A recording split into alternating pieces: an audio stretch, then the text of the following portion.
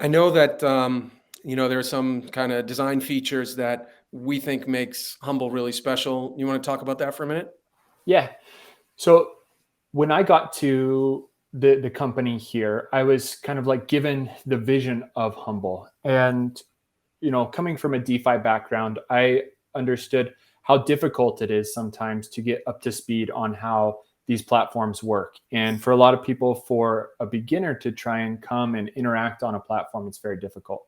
So Humble wanted to approach this from a DeFi for everyone standpoint. And so we've looked for ways where we can shave off rough edges or make the experience better.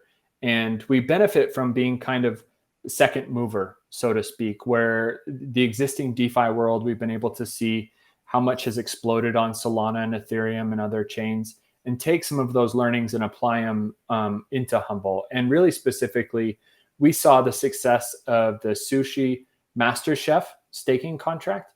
And we saw how well that worked, where users were able to get rewards every block. They were able to harvest whenever they wanted to. And they were able to receive dual rewards, meaning you could get rewarded in two different assets.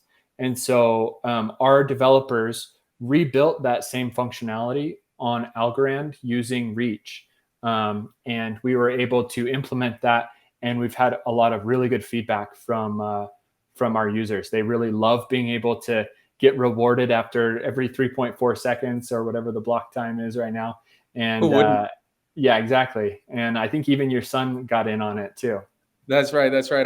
My 14-year-old son joined one of the yield farms over the weekend, and actually he had another.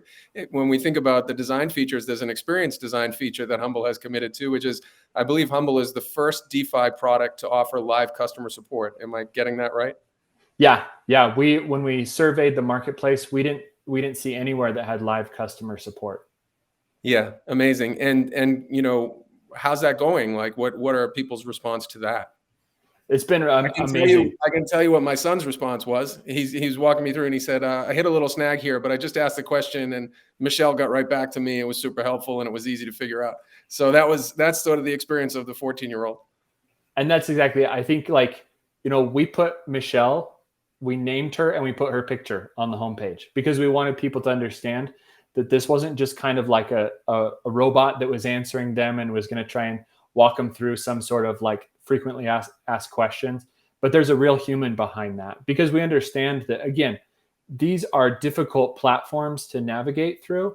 And we want to make that as available as possible to everybody. And so we've got a really talented group of customer success agents, and they've dedicated themselves to making sure that they're Johnny on the spot helping people. I think the last numbers they gave us was the response time so far has been about 26 seconds. Wow. So really, really fast. It's And amazing, Jared. But it's such an expression of values, and sort of, again, going back to Jay and Chris, the values and the vision of what's being built here. This idea of DeFi for everyone, the idea of lowering the floor, inviting more people in. It's fantastic. Give us Q3. One thing you're excited about. I'm excited for phase 2 of our yield farms. We got a 2 million algo grant from the foundation, which I think is a great vote of confidence from them. We've only given half of it away, and we're going to give away the second half in Q3. And then we've got some other product features that we're hoping to announce later. So it's going to be a good Q3. And some juicy APRs. That's right.